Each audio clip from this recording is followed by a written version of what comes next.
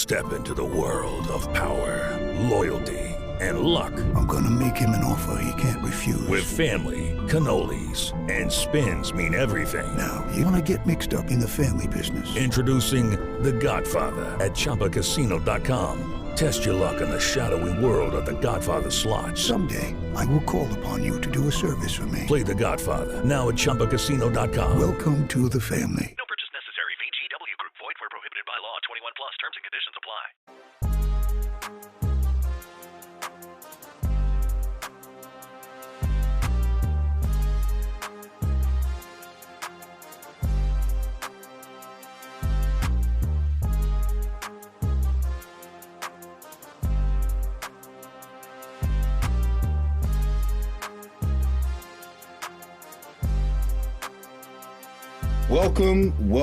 Welcome to the Two Guys One Pod Fantasy Football Podcast. I am your host, co-host with the most.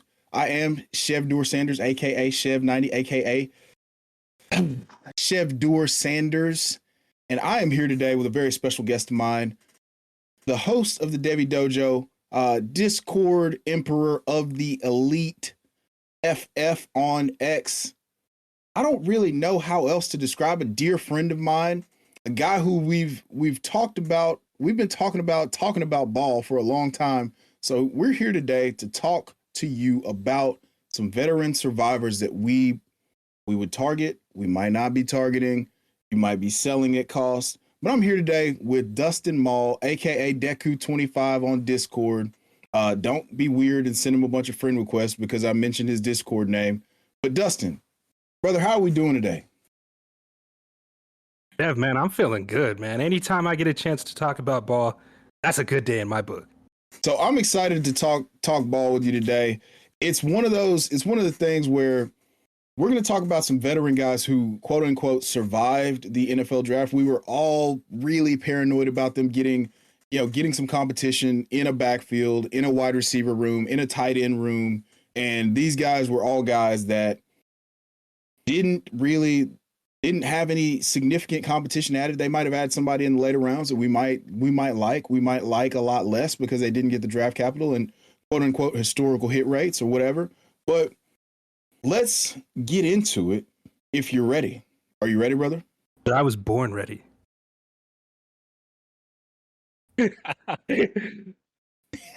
Let's go.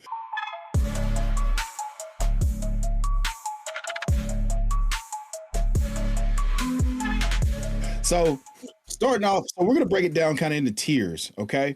And the big boy tier is what we're going to start off with here. And what we have here is some elite wide receivers from a dynasty perspective, maybe less so from a redraft perspective, from a performance standpoint. But we've got a few guys that we want to touch here. Why don't you start us off with your top tier big dog that survived the draft? Oh, man, when I saw this tiered list, look, I knew that it had to be Drake London. Not just because I'm a USC fan and I got to watch him dominate the collegiate ranks, but because I finally saw his breakout season last year, Chev. Career highs, 100 receptions, over 1,200 yards, and 9 touchdowns. Drake London finally got that chance to show what happens when that talent meets stability. He went from Kirk Cousins to Michael Penix Jr. midseason, and he didn't flinch. He finished like I said earlier, 1,200 yards, 100 catches, and those 9 touchdowns. That's not just a product of volume to me, Chev. That's legitimate wide receiver one production in a year full of these moving parts. And then with Penix, that connection wasn't just on those deep shots. It was built through offensive structure. What I mean by that is Zach Robinson did a great job, the offensive coordinator. He did a great job of leaning into London's strengths, feeding him a steady diet of slants, digs, and those crossers, those routes where his size and his feel for leverage shine. And in that stretch, he looked less like a contested catch guy and started to look more like that full route tree alpha. Now, if you remember, week 18, last game of the season versus Carolina, to me, that was the proof of concept. He went 10 catches, 187 yards, and 2 touchdowns, including the sick back shoulder bucket by Michael Penix. That the catch by him just looked like vintage Mike Evans. And you could see steadily that trust build week by week with them. I believe that the 5th-year option was picked up, and if it wasn't, then I'm sure it will be. But now London finally has that real system, and he has a quarterback in Michael Penix who isn't afraid to challenge windows. Drake London, to me, he's not just a hold, right? Going forward, I think right now, looking at his market, he's a buy for me, because I looked at KTC today, Chev, and he was listed as wide receiver 8 and the 25th player overall. He was sandwiched in between Saquon and Nico Collins. So that led me to look at Dynasty Daddy and some trades, and I saw 7 days ago in a Superflex 12-team start 10 full PPR 0.7 tight end premium, the 103 went straight up for Drake London. That's essentially like Ted McMillan for Drake London, and I wanted to gauge your thoughts on that. It is Ryan Seacrest here. There was a recent social media trend which consisted of flying on a plane with no music, no movies, no entertainment. But a better trend would be going to ChumbaCasino.com. It's like having a mini social casino in your pocket. Chumba Casino has over 100 online casino-style games, all absolutely free. It's the most fun you can have online and on a plane. So grab your free welcome bonus now at ChumbaCasino.com. Sponsored by Chumba Casino. No purchase necessary. VGW Group. Void where prohibited by law. 21 plus. Terms and conditions apply. Oh, I'm 103 for Drake London. Yeah, I'm 100% Drake London. That is very easy. If you've listened to this show for any period of time, I was a Drake London denier. This man. I have seen the error of my ways, and now, I mean, me being as big of a Captain Durag fan, that's Michael Penix for those of you who are uninitiated.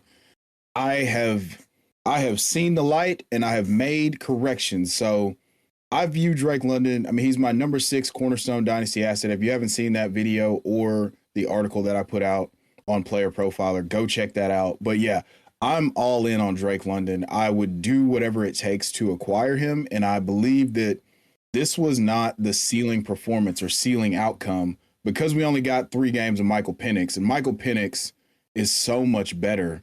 So much better. You saw it almost immediately. Now, granted, they did lean heavily on Bijan because they didn't need to put the ball in harm's way at all. But when they did, you know, Michael Penix and Drake London over the last 3 weeks of the season connected for 22 catches, 352 yards, and 2 touchdowns in 3 games together. So if there's someone in your league who's not as bullish on Michael Penix and therefore lower on Drake London, I would 100% buy Drake London. Yeah, I like you said, small sample size, but really, I think a glimpse into the future.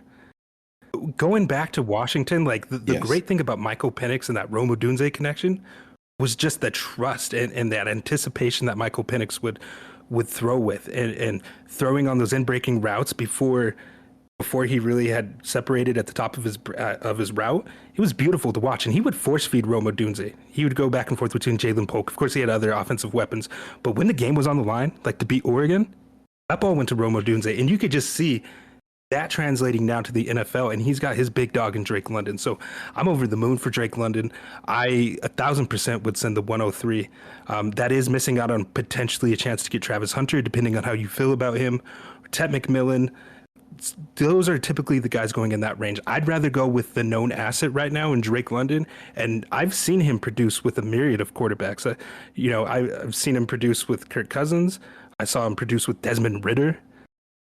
Now you get a guy in Michael Penix, who was the 8th quarterback taken overall in 2024. In a draft class that had a historic 6 quarterbacks taken, Michael Penix looks like he could be one of the best among that group. And you've got your big dog weapon. Like, there's just so much to love about this. I do have one more question for you, Chev, before we move on. And it was another trade that I saw go down 1 day ago. This one's a little more intricate. It was Drake London and a 26th third for Ladd McConkey and a 26th second. How would you feel about that? I would be on the Drake London. I would be on the Drake I would London too. side unequivocally. I would too. I would send a Ladd McConkey in a third for Drake London in a second all day, twice on Sunday. Yeah, I'm right there with you, man. just let's talk about for Drake London, 157 targets, 29% target share, 30% targets per route run, third in red zone targets with 25, 14th in deep targets. So literally everything that you want in an alpha wide receiver, he's shown you. And that was with Kirk Cousins at quarterback. Now he gets Michael Penix, who's flashed arm arrogance on the level of some of the most elite quarterbacks in the entire NFL. And we know that he has the confidence to lean on Drake London. So I don't see, there's not a scenario where I could accept Ladd McConkey in a third for Drake London. No, and it's honestly, it's one of those recency bias situations in my mind. Like Ladd McConkey, look, I'm all for it. What do you call him, Ladarius McConkey? Or is that right? Somebody says that. Yeah. I love that, man. Like he was so good in that offense, but they're naturally going to be limited just because of how much Jim Harbaugh wants to run the ball. You bring in Najee Harris, a guy that he's heavily tried getting since going back to college. Now you draft Omarion Hampton in the first round. Like, you know what they're going to do. I'd rather go with this offensive system. I'm just so excited for Drake London, man. 100%. But yeah, I've become a Drake London stan. It is a shameful period of my life where I have to admit that I was once a denier and now I have to. But the beautiful thing is, if you don't grow and learn from the mistakes in your process, you never get better as a player. And I just want to get better as a player at every single opportunity I have. Let's move on to one of my guys that didn't add any sort of competition in the NFL draft. And that's Marvin Harrison. So Marvin Harrison, probably the highest, most ballyhooed, most touted wide receiver prospect since Jamar Chase, comes in. I mean, this was so we set ourselves up for a little bit of failure with the fact that we were comparing him to, we were drafting him at wide receiver 12 last year. And there was always going to be an opportunity for him to disappoint. And if you're looking at it from, where he finished, I mean, he finished as a wide receiver 30 in 2024, and the usage was disgusting. I mean, we only got 116 targets. I mean, the usage on a week-to-week basis, just using him as an outside profile X and not giving him any easy targets that you saw from literally every other. We just talked about a guy who Zach Robinson designed these targets to get Drake London in space and create mismatches. Well, the absolute antithesis, the opposite, whatever the antonym, whatever you want to use to describe the opposite of what happened with Marvin Harrison Jr., that's what we're talking about here. And I think that in 2025, they didn't add any competition. So I'm going to go back to the well on Marvin Harrison Jr. I think that he's going to adapt. I mean, I think that he's having a first ballot Hall of Fame father at the position probably helps. And then the guy, like you're hearing these reports out of Arizona where all of his teammates are like, yeah, no, we're not worried about Marvin Harrison Jr. at all. We see him work every single day, and it's going to happen. So that was a guy I didn't want to add any more confusion to the room. What do you feel? How do you feel about that? I don't understand the panic that some people had with Marvin Harrison Jr. Like his rookie season, over 800 yards, 8 touchdowns. I believe 8 touchdowns tied a rookie franchise record. If I'm not mistaken, somebody fact check me on that. Either way, it's almost identical to what his father put up as a rookie. Like, it's a tremendous season. Yes, the downfall was truly the expectations. Like you mentioned, our expectations for Marvin Harrison were on par with like an all-pro wide receiver year one, and that's just not realistic.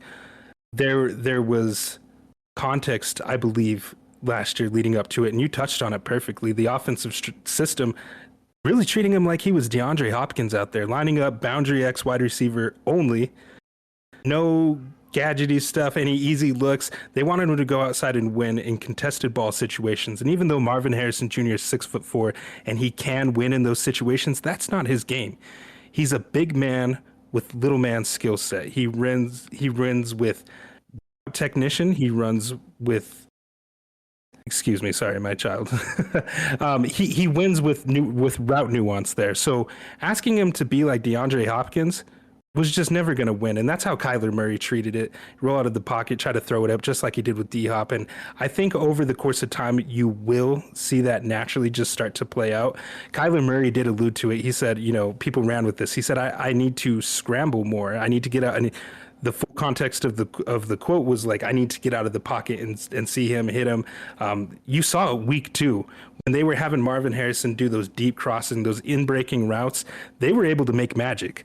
So, I mean, I'm really not concerned. It just it goes back to coaching, and they have to go back to what works with those players. So I have full confidence that that's going to happen. And, sometimes a little bit of humble pie is good. Like, yeah, you dominated in the Big Ten, but it's different at the NFL. And maybe he needed a little bit of a wake-up moment. Like, playing at Ohio State, you could pick on some corners out there who weren't as good. And in the NFL, everybody's good. Everybody's good. So not worried about it. He's got a Hall of Fame father, like you said, great work ethic. One of the greatest prospects we've ever seen. You just have to be patient. I think that's the bigger issue with a lot of players is that if it doesn't hit immediately, you feel burned, you feel spurned, you feel like you can't go back to the well.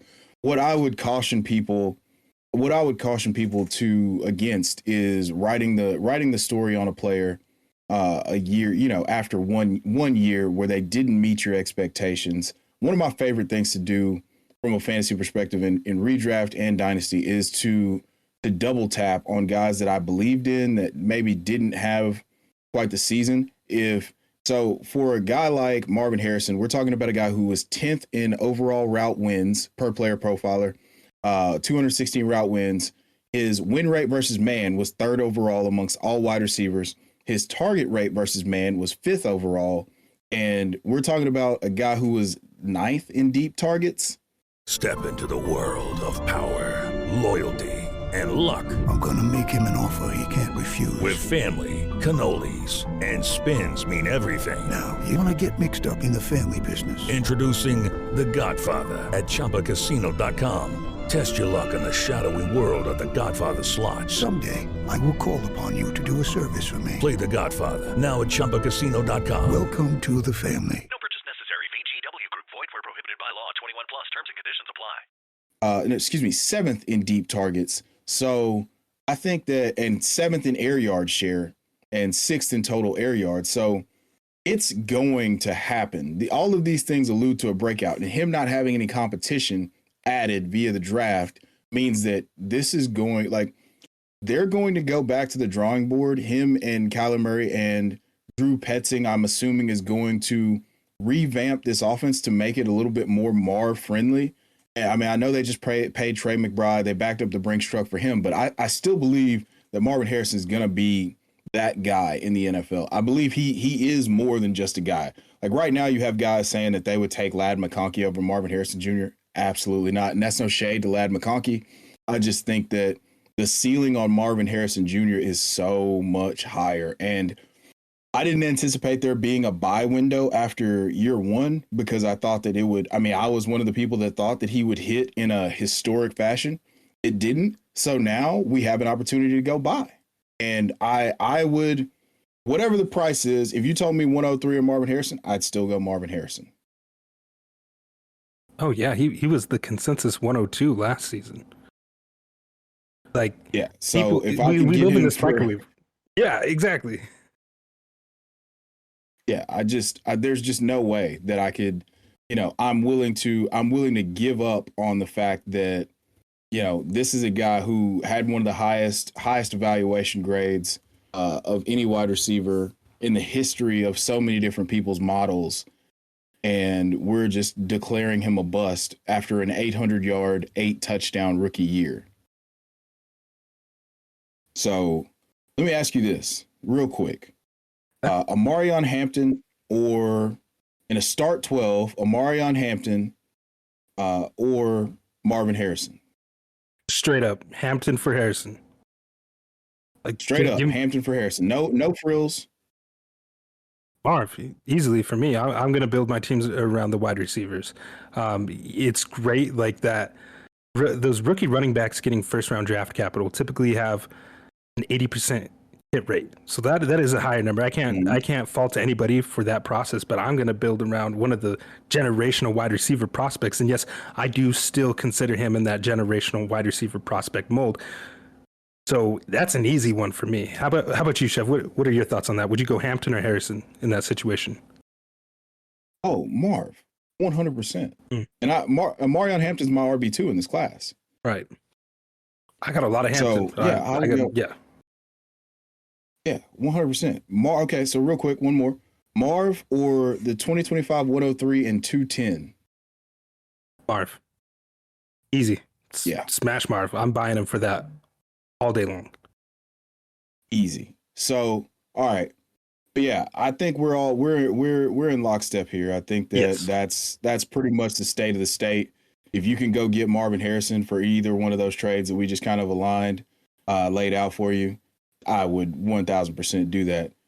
Give us your next draft survivor out of this big dog tier. Okay, so out of this big dog tier, man, I went with Garrett Wilson. Look, maybe we just like Ohio State wide receivers around here, but Garrett Wilson's 2024, to me, it was a clinic in talent overcoming chaos. And honestly, you could say that about his entire career thus far, despite a career filled with cycling through these carousel of backup quarterbacks, injured Aaron Rodgers. Here in 2024, Garrett Wilson, he still dropped 101 catches, 1,104 yards, and 7 touchdowns. Just to me, reminding all of us why route nuance, body control, and those elite hands still matter. Chev, do you remember the Halloween game against Houston? Jump man touchdown, elevating over those 2 defenders. Like, that wasn't just a highlight. That's a reminder. Garrett Wilson is different. Now, enter Justin Fields going into this year. I'm looking like, I'm hoping that this isn't just another quarterback entering the carousel, because it is a reunion with these two, with real roots. Fields and Wilson together, man, they made some magic happen in college football in Ohio State. And that was with the shortened 2020 season due to COVID. Over their 2 years combined, they still put up together 1,200 yards and 11 touchdowns. Fields often, like, with the protection that he would get there at Ohio State, he would stand in the pocket and he would trust Garrett Wilson to win. Excuse me. He would win before the break. And he was often rewarded with trust and clean separation, what I like to call sideline artistry. Like, Garrett Wilson just had some amazing catches there. That connection between them, what I'm trying to get to is it already exists. It just needed some soil to grow now. And what I do like about what the Jets did in the draft, they didn't get any competition for Garrett Wilson, but they have been building a real foundation on the offensive line. 3 straight years, premium offensive line investment. They took Tippmann in 2023, that center, Olu Fashanu in 2024, and Armand Mimbo now in 2025. That to me shows that they're committed to building that offensive line. And it truly, I know Aaron Glenn just got there now, but he's truly building up this team like he was taught by Dan Campbell. Invest in the trenches. So I'd love to see what they're working with now, what they're building there to give Fields a clean pocket, and hopefully Garrett Wilson a chance to work. For me, man, the talent's always been there with Garrett Wilson. Now, hopefully his situation finally catches up. A lot of this, of course, is going to depend on how Fields operates as a passer. Will he stand tall in the pocket if he's given time? One of my criticisms was even when he got a clean pocket in Chicago, it was one read, clean pocket. He's scrambling away from a clean pocket, and I hate to see that from a real football perspective. A lot of this for Garrett Wilson is going to hinge on how Fields operates as a passer. Now, today I looked, and Garrett Wilson is valued as the wide receiver 14 on KTC, 36th player overall, and he's sandwiched there in between Devon Achane and A.J. Brown. So that kind of gives you an idea of the value that he's at right now. And I saw a Superflex 12 teams start 10 full PPR 0.75 tight end premium. Garrett Wilson for DJ Moore and Josh Downs. Oh, smash Garrett Wilson. Smash Garrett Wilson. Yeah. I'm Look, I like DJ Moore. And I love Josh Downs. But give me Garrett Wilson, like the way he's been able to produce in his situations, and it's just a matter of time before he really hits. And I think his talent's up there at this tier 1 level. Yeah. What about you, Chev? How do you view him? You view him in that tier 1? He'd be guys? He'd be just out, like he wouldn't be a tier 1 guy. I mean, he's around like my wide receiver 10 to 12, just because I think that influx of rookies kind of pushed him down a little bit. But we're talking about a guy who had a career high in catches, career high in yards, career high in touchdowns, and that was with him being pushed kind of to the side for Aaron Rodgers' tummy sticks buddy, Devontae Adams. And so I think with him having a quarterback that now we have a guy who he has history with a solidified offensive line. We're not going to see Justin Fields kind of get skittish. I mean, that was self-preservation, trying to keep the play alive in Chicago and, and for the 7 games in Pittsburgh last year. So that was self-preservation. So I think with them solidifying the offensive line in the manner in which they have, selecting Armand Membu with Olu Fashanu last year, Tippmann, Elijah Vera Tucker, they've got all the pieces in place to keep Justin Fields alive and well in that pocket, and he can still create and extend plays, but I believe he can win from the pocket. So for me, Garrett Wilson is one of the most exciting prospects, and I'm excited to see how this works out. I don't think people are really hip to the fact that this is going to be the best quarterback. I know Justin Fields' on target throw percentage was higher than Aaron Rodgers in 2024 in the 7 starts. So I'm hunting that stack in best ball. I'm trying to acquire Justin Fields at cost in Dynasty. So yeah, I love what's going on here, and I think that's going to be something that'll pay off, huge dividends. And the fact that they didn't add anyone of note besides Mason Taylor just kind of points to me that they're going to try to force feed Garrett Wilson again in 2025. Yeah, absolutely.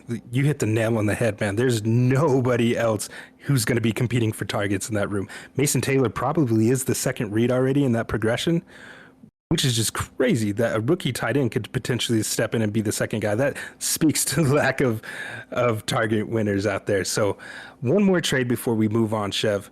We got straight up Garrett Wilson for the 2025 106 and the 306. 106, I mean, you're typically getting what, like Travion Henderson, maybe Ted, right there? Quinshawn. Trying some names here. Give me Garrett Wilson. I mean, that value's really hard to pass up. Yeah, I'm right there too. That value's really hard to pass up the 106. I mean, I do love all those players. I think that Tet will have a similar target ceiling to what Garrett Wilson could have in Carolina, but also if I am looking to add a blue chip top tier asset to my wide receiver room, I would pay that price to have that added. Absolutely. I think this is a classic example of using that rookie hype season where people are probably overvaluing those picks. This is the time of year. Of course, every rookie's going to smash. Every rookie's going to take over their rooms at their respective positions. I mean, Garrett Wilson, I will say it again, he has been very productive for the situations that he's been put in. And I don't think that gets talked about enough. Consistently will put up 1,000 yards.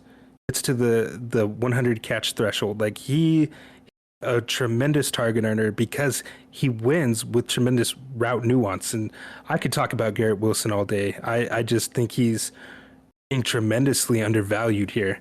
Like I said, KTC has him as wide receiver 14. That feels far too low, I believe, based on the talent. Yeah, so I will smash all day Garrett Wilson over the 106 plus a little 306 cherry on top.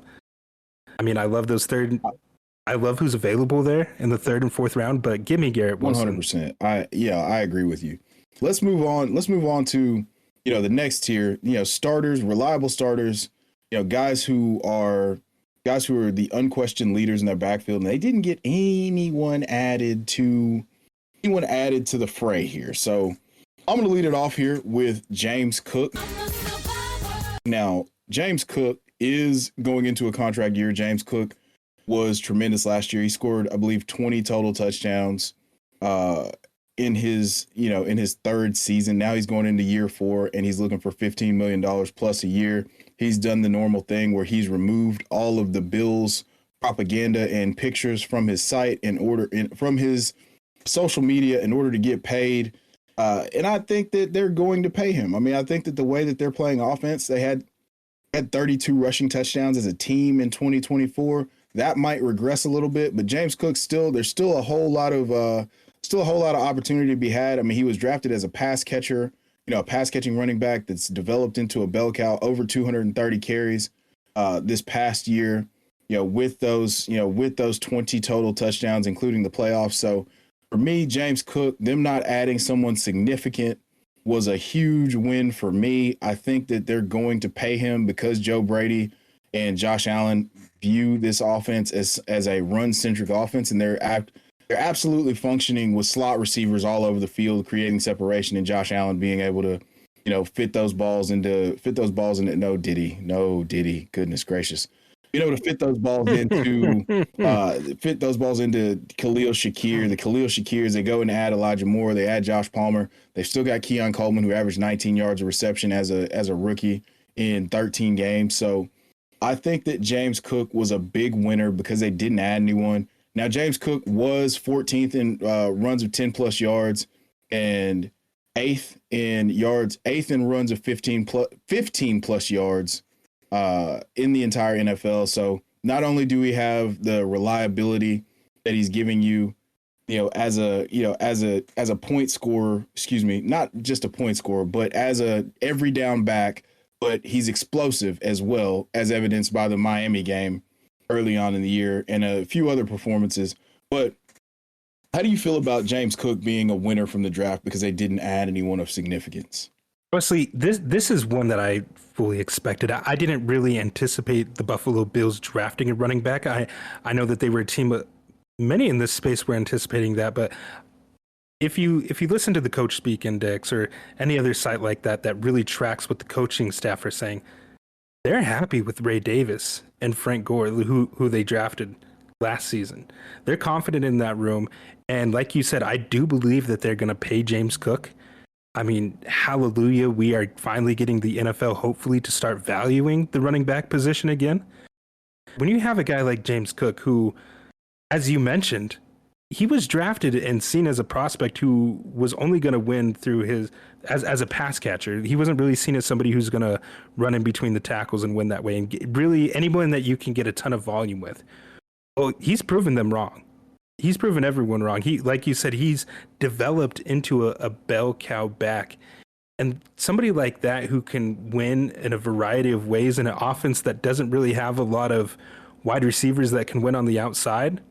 Step into the world of power, loyalty, and luck. I'm going to make him an offer he can't refuse. With family, cannolis, and spins mean everything. Now, you want to get mixed up in the family business. Introducing The Godfather at ChumbaCasino.com. Test your luck in the shadowy world of The Godfather slot. Someday, I will call upon you to do a service for me. Play The Godfather now at ChumbaCasino.com. Welcome to the family. No purchase necessary. VGW Group. Void where prohibited by law. 21 plus. Terms and conditions apply. At least at a consistent rate up to this point, you need a weapon like that out of the backfield. How many times did we see the wheel route by James Cook and Josh Allen hitting him perfectly for a touchdown? Like, the way Joe Brady is able to implement him in this offense, I think was incredible.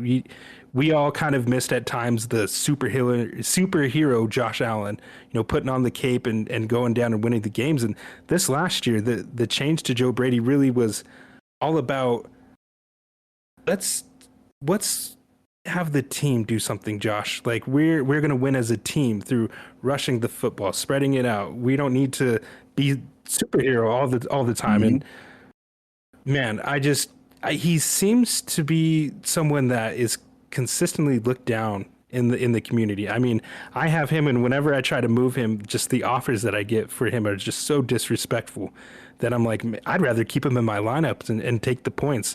I don't know if you've ever been successful at selling him at his probably proper market, but for me, I've always struggled. What about you? Have you ever No, I mean that's one of the.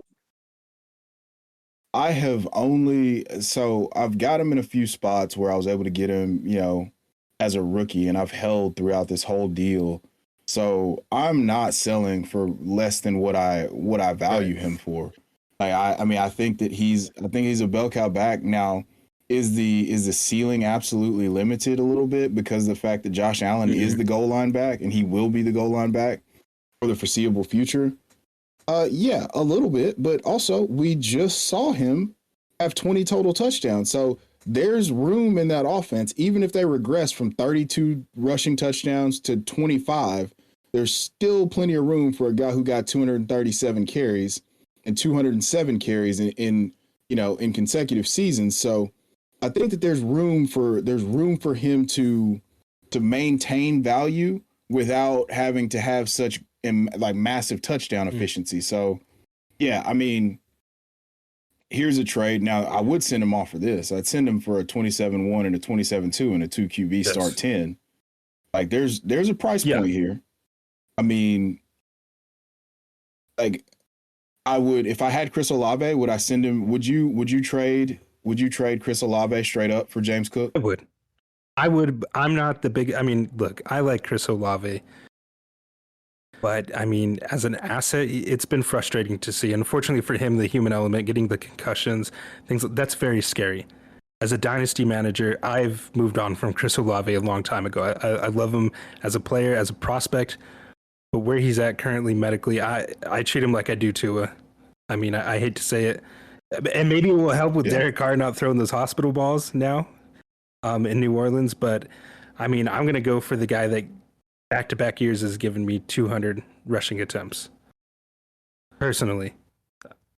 Yeah. I mean, we're on the same. Yeah. We're on the same. But give me those 2027 first. 2025. Give me that. Give me the 2027 first. Yeah. I'm trying to. 2027 first, 2027 second. Yeah, I'm all over that. We're right there. We're on the same page. So, why don't you give us another winner at the running back position, a survivor, if you will. You're gonna like this one, Chev, because this is one of your guys, and it's Chase Brown. And he once upon a time, you could say that Chase Brown was a sleeper, but those days are long gone because now I think he's clearly the guy in Cincinnati. I know pre-draft there was some hesitation with dynasty managers, like clearly the Cincinnati Bengals are going to invest in a running back somewhere A2, right? Like, a lot of people thought that, and pre-draft it did make sense because just how loaded this class was at the position, but they didn't, and they didn't bring anybody in free agency, not in the draft. Mixon's already been gone for a year, and now Chase Brown walks into 2025 is the clear lead back, and what makes it even more intriguing is just how they're using him. Chase Brown caught 54 passes for 360 yards in 2024 with an 83% catch rate. Strong efficiency on real volume. But when you dig deeper, I think that the usage pops even more. He had a 32% route participation. They weren't just empty dump offs either, right? Yeah. Like Burrow trusts him, and the staff clearly sees him as more than just a runner. And I play in only PPR leagues. Like he was so tremendous down the stretch leading up to the playoffs for me in so many teams. But here's the caveat that I do want to add: the Bengals' offensive line is still, for lack of better terms, mid. Right? They ranked 21st via PFF last year, and while they had some late round draft picks recently in Dylan Fairchild and Jalen Rivers, they didn't swing big in free agency, and they didn't spend any significant draft capital on the offensive line. The unit's better than it was, but I think it's far from dominant, and that might cap some of his rushing efficiency, but it's definitely not capping his role. And I think that's actually where the value comes in. He's obviously going to be insulated by his receiving upside. So even if the run game stalls at times, he's going to stay on the field and he's going to soak up targets. I personally was buying pre-draft when people were fading him because of the running back class concerns in 2025. I was buying him before that because that risk was inherently baked into his price. So you were getting him for dirt cheap. I got him for a 2025 210 in a league that is PPR. Like, that to me was just such a steal. Yeah, he's got the job. Yeah, it's crazy. And looking at KTC today, running back 14, 67th. He was sandwiched in there between Emeka Egbuka and Kenny Three Sticks, Kenneth Walker III. Wow. So, I mean, he's one of those guys that I think because he's a little bit older of a guy on a rookie contract, and the fact that people are always going to be looking for a reason to fade him more so than they would other guys that they, feel have crystallized value. You're getting pockets of value where people feel like they're selling high, whereas, we might be at the apex. We might not be at the apex in terms of his performance and his value. He was RB5 from weeks 9 to 17 last year. So I don't think that there's any way that you can just look at Chase Brown, look at the offense, look at the ecosystem, and then feel confident in trying to fade him. So yeah, I'm 100% with you there. I would be, if there's still a solidified buy window for Chase Brown, I consider me a burglar trying to walk through it. So here's an interesting one, and this one did make me think, just because I know who's available in this spot in rookie drafts, and he's one of my guys. So today there was a deal that was done in a Superflex 12-team start 10 full PPR 0.7 tight end premium, Chase Brown and a 2025 306 for the 2025 108. So Chase Brown and a third 306. Or the 108. I'll take Chase Brown in the third at that point. That's when I had to think. I mean, so that's essentially could be RJ Harvey in a third. Excuse me. It could be RJ Harvey or Chase Brown in a third. And that third could be Kyle Williams plus Chase Brown. Yeah. Yeah, right now, Sleeper's ADP is all jacked up. So you might even be getting Kyle Williams in the fourth. That's going to change. They're going to patch that. But I mean, maybe Quinshon Judkins. I hope not. I really hope not. Oh, they will. I've talked about it on three pods now. I legitimately hope not. I've talked about it on 3 pods. Yeah. Other people too, somebody's writing Sleeper. Like, you need to fix this now. I wish. I had to think about this one a little bit, Chev. Like this one, I think I love what you laid out. Like, I love the other pieces that you can get there. Maybe it would, man, I'd have to make this. I think I had to take the 108 in this situation. I like my odds of getting a Quinshon Judkins, who I think is just a better overall prospect. But then again, I don't know. Chase Brown does have that receiving upside, so it's a good deal. I think this is a good, fair trade.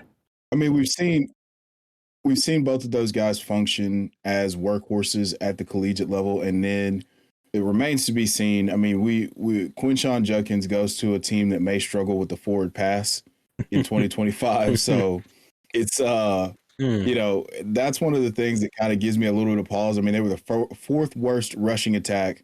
We know Kevin Stefanski has been great. His run games have produced some great seasons for Nick Chubb previously. But last year they fell to fourth worst in the entire NFL, 94 yards a game, only 8 rushing touchdowns as a unit. Now, I do believe that Quinshon Judkins is a math changer. I believe that he's a hammer. I believe that he makes me want to use power tools. You can hear it.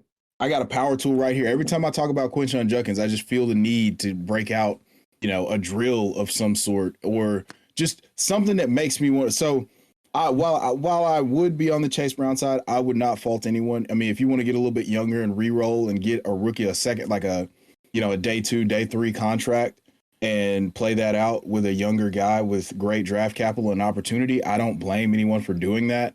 I just think that if you're a contender, Chase Brown is found money that you can capitalize on in an elite offense that's going to be elite as long as Joe Burrow's at the helm.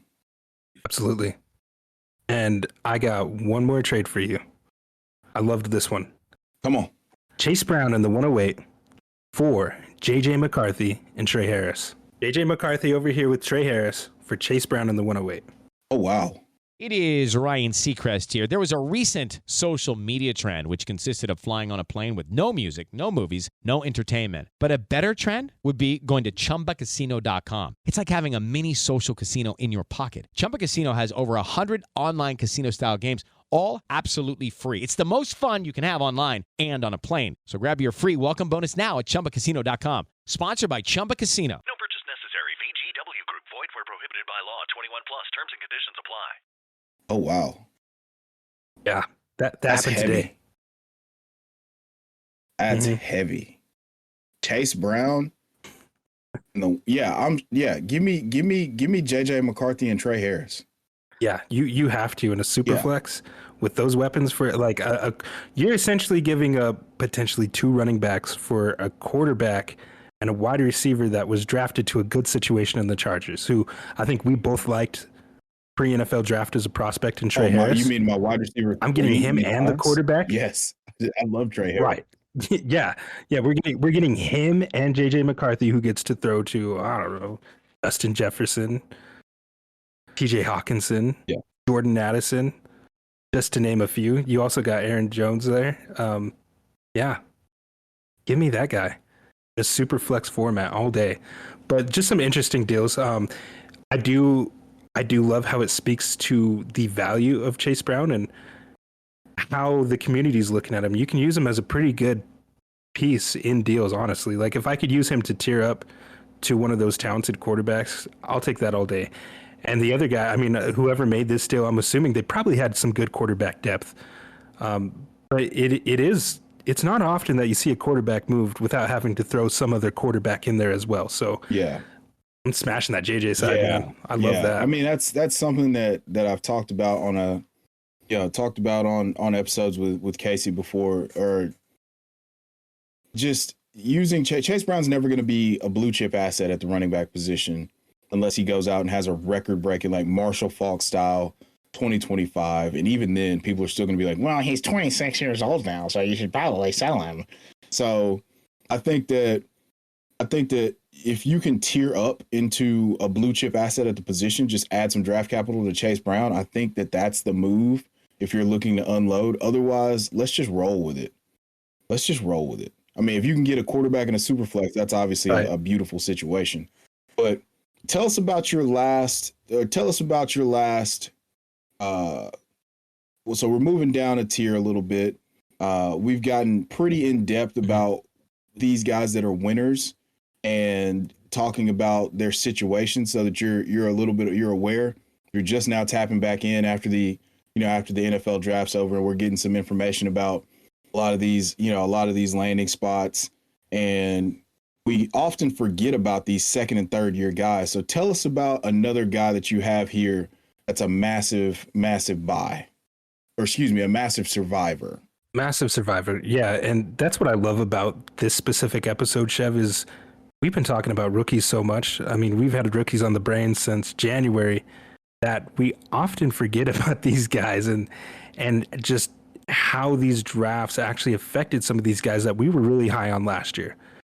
This is a guy that I was very high on last year. I know you were as well. I'm talking about Keon Coleman, wide receiver out there in Buffalo. Now his rookie season with the Bills wasn't a perfect start, but I thought that there were plenty signs of good growth. He was the early second round pick. They traded back with Kansas City, their hated rivals. It was such a weird trade to me. But they did take him early in the second round. And there were always questions about Keon Coleman's ability to separate. And I do think that showed with a less than ideal 37% target separation rate. And us couch scouts, we knew that his route running wasn't necessarily his strong suit. But the concern was whether that would completely hold him back. And to me, Chev, what's encouraging is how he responded, because later in the season, you really started to see Coleman show flashes. I think back to a pretty key performance for him against the Seattle Seahawks, where he led the team both in yards and catches. But the real eye-opener to me came in Week 15 versus Detroit with a 64-yard reception that it was slot fade. Like he just burned his defender on the route, and Josh Allen hit him perfectly for 64 yards in stride, and it just reminded everyone of his potential. I don't remember the game, but I remember a couple times seeing him win on quick slants. I think he took a quick slant from Josh Allen, and Coleman turned on the afterburners and made a huge gain. And I know at the 40 or at the combine, he had a slow 40, I believe like 4.6 something.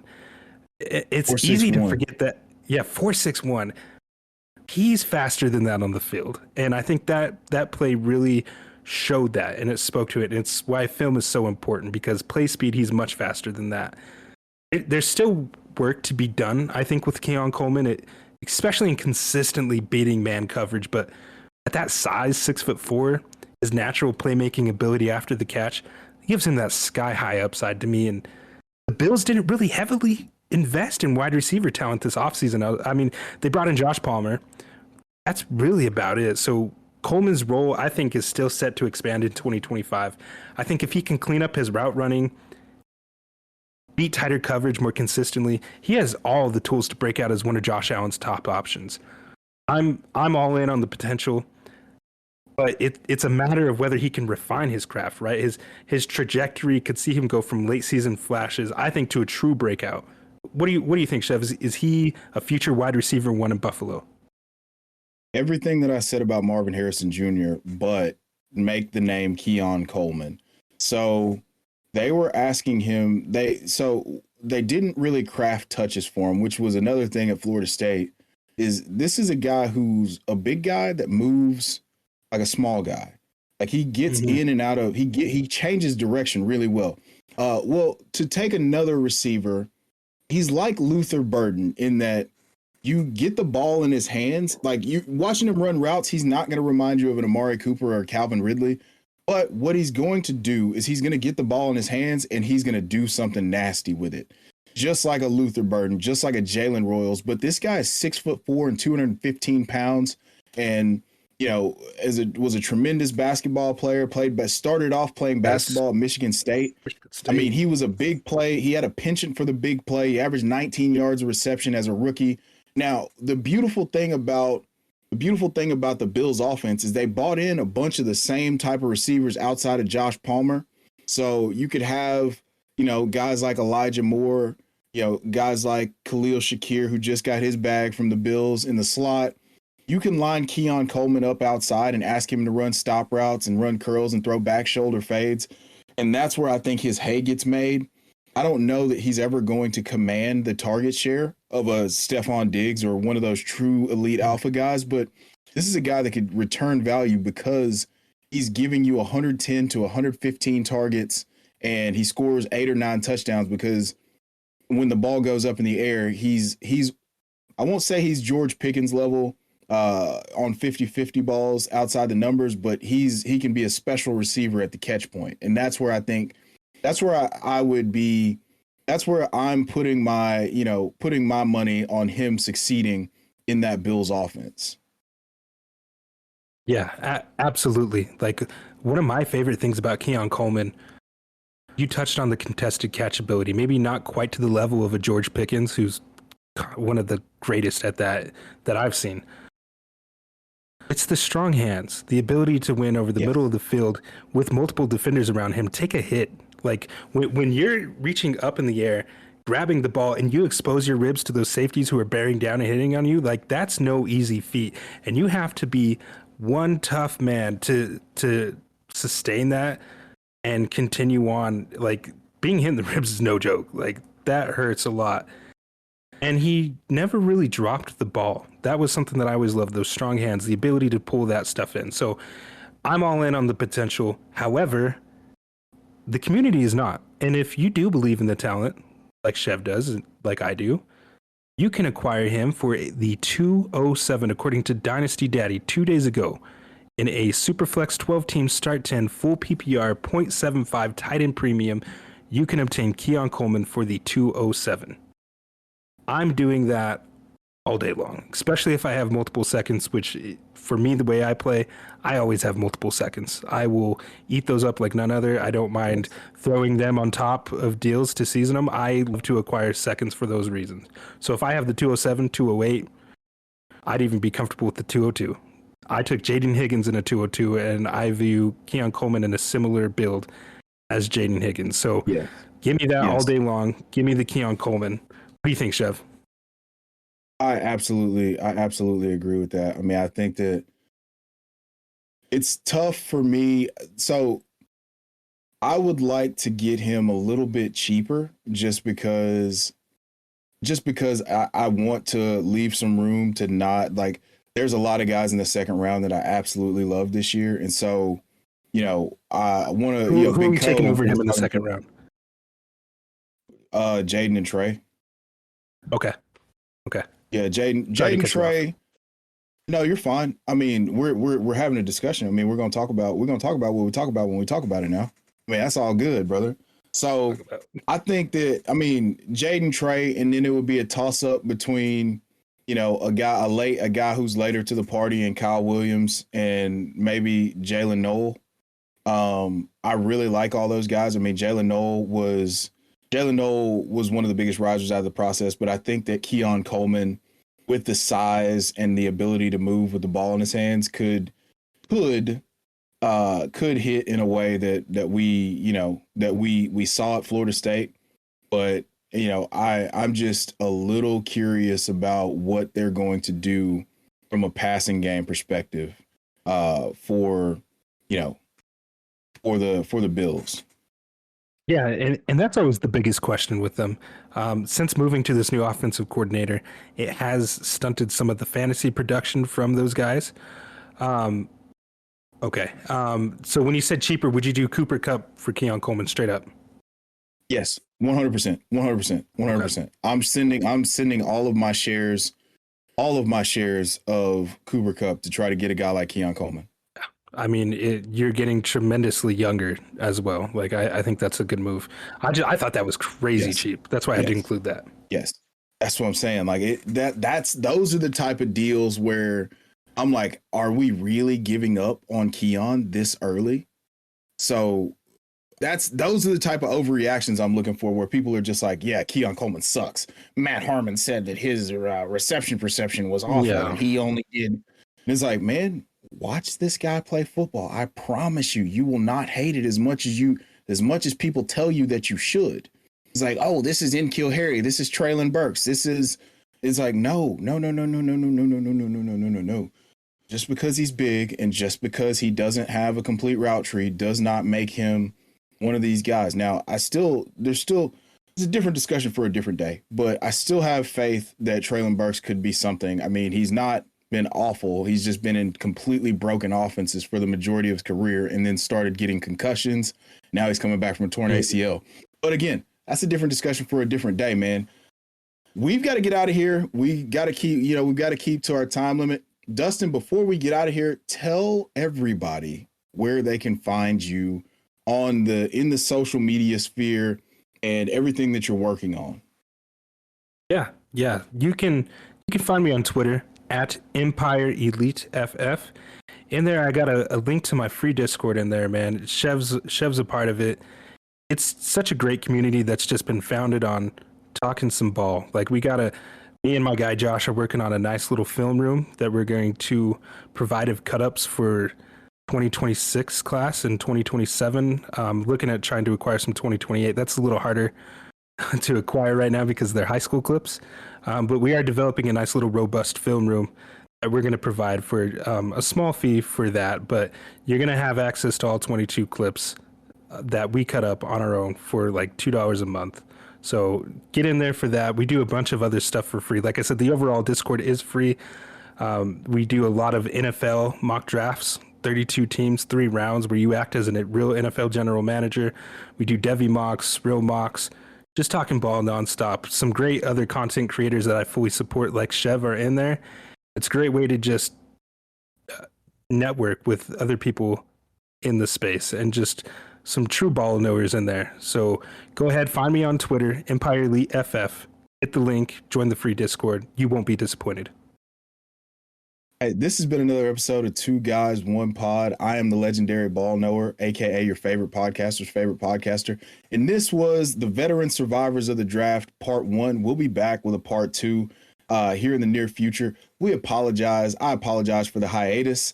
I mean, life be lifing sometimes, so we get these out as much as we can. I try to I try to be as available as possible to get these out, but sometimes it just doesn't align. So we'll see you guys soon. Thanks for tuning in.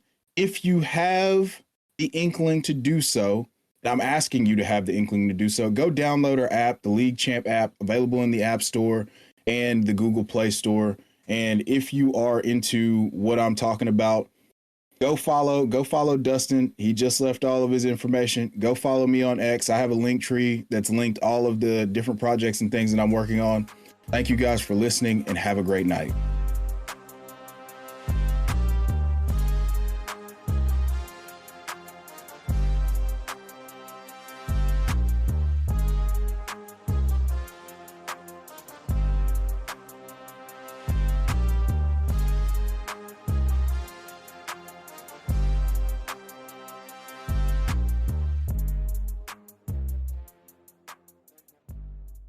Hello, it is Ryan, and I was on a flight the other day playing one of my favorite social spin slot games on ChumbaCasino.com. I looked over at the person sitting next to me, and you know what they were doing? They were also playing Chumba Casino. Coincidence? I think not. Everybody's loving having fun with it. Chumba Casino is home to hundreds of casino-style games that you can play for free anytime, anywhere, even at 30,000 feet. So sign up now at ChumbaCasino.com to claim your free welcome bonus. That's ChumbaCasino.com and live the Chumba life. No purchase necessary. VGW Group. Void where prohibited by law. See terms and conditions. 18+.